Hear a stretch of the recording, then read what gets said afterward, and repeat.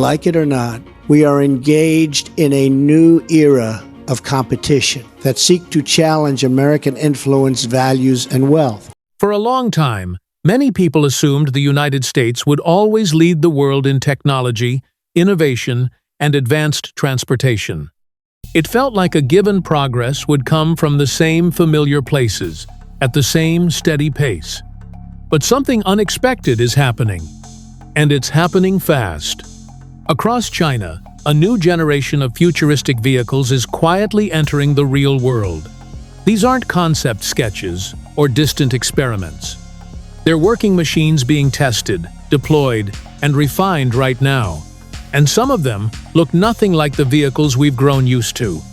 Their sudden appearance has caught the attention of engineers, analysts, and even US observers, all asking the same uneasy question.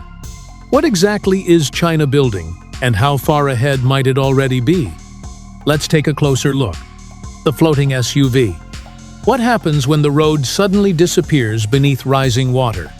That question shaped the design of the BYD Yangwang U8, a vehicle built not just for comfort or performance, but for survival in extreme conditions. In places where floods arrive without warning, roads collapse, and terrain turns unstable, this SUV is designed to keep moving when others fail. At first glance, the U8 looks like a large, powerful off-road vehicle. But beneath the surface, its systems tell a different story. It uses an advanced hydraulic suspension that can raise or lower the vehicle by about 150 millimeters.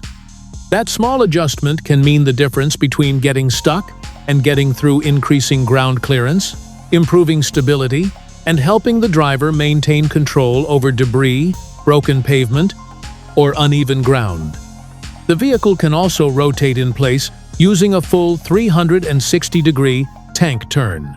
In tight streets or blocked paths where turning around would normally be impossible, the U8 can reposition itself calmly instead of forcing its way forward. But its most unusual feature appears in the worst-case scenario. When the system detects flood conditions severe enough to threaten the engine or cabin, the vehicle automatically switches into an emergency floating mode. The engine shuts down. The windows seal. Air conditioning continues running. The sunroof opens slightly to allow ventilation and an exit if needed. For up to 30 minutes, the vehicle can float and move slowly, at about 3 kilometers per hour. This isn't a leisure feature. It's a controlled survival system, meant to buy time until conditions improve or help arrives. Afterward, the vehicle requires a full inspection to ensure everything remains secure. As flooding becomes more common in many regions, this design reflects a change in mindset. Engineers are no longer assuming the road will always be there. Safety is no longer just about airbags or reinforced frames. It's about resilience, about what happens when nature breaks the rules.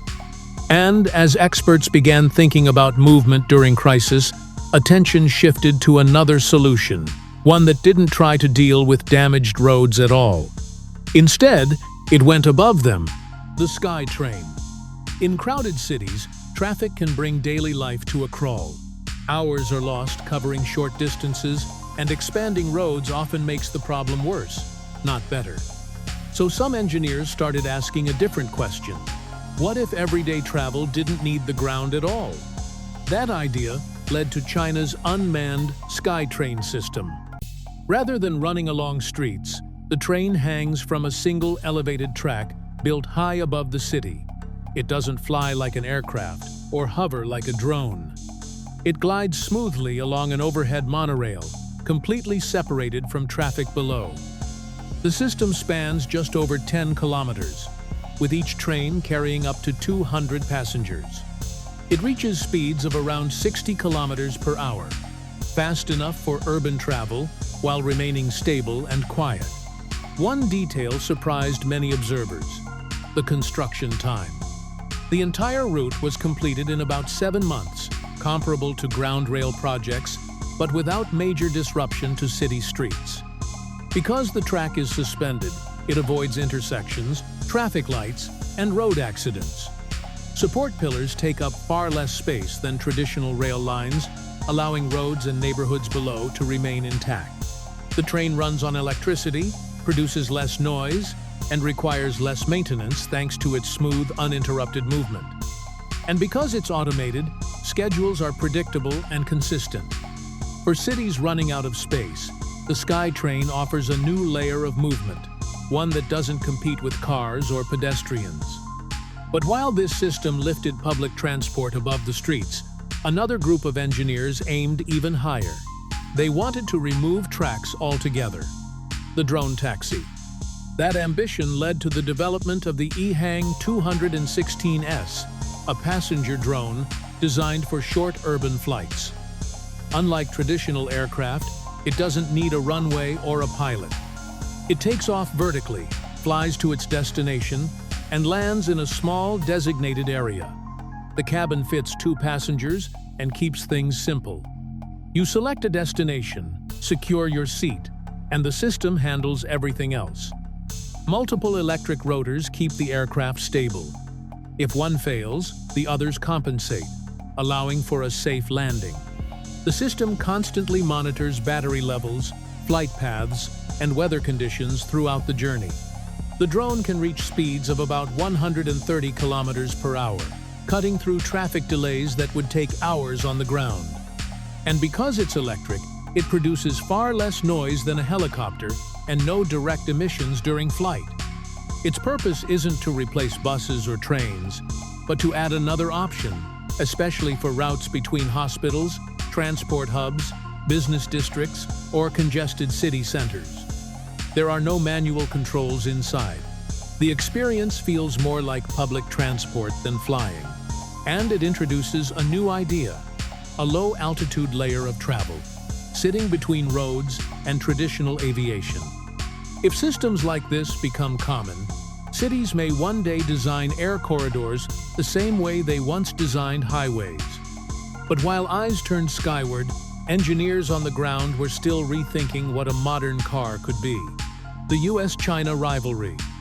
As these systems develop, the rivalry between the United States and China has become impossible to ignore. China has focused on rapid deployment building, testing, and refining systems in real environments. This allows faster iteration and public exposure. The US has taken a more cautious path, emphasizing certification, regulation, and private sector development. Progress can be slower, but often more tightly controlled. Both approaches have strengths and risks.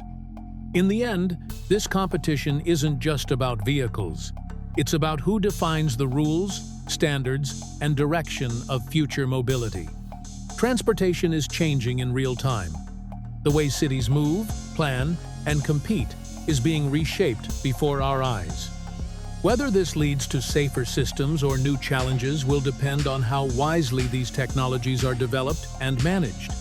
So, what do you think about the future of transport? Let us know in the comments. If you enjoyed this video, give it a thumbs up and consider subscribing for more stories like this. Until next time, see you.